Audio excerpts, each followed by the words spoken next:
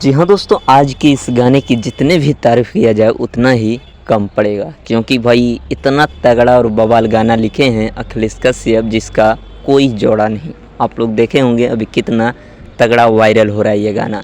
लेंगे लेंगे के तरह ही इस गाने को भी सुपर हिट बनाने में आप लोग भरपूर सहयोग कर रहे हैं। अभी ये गाना भाई इंस्टाग्राम पर आते ही ट्रेंड करने लगा है।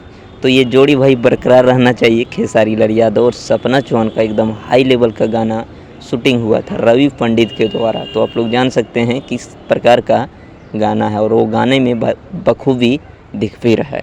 तो ये जलवा है खेसारी लाल यादव का।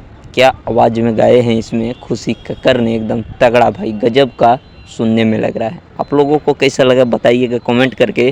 फिलहाल ये गाना लगभग 2 मिलियन होने वाला है।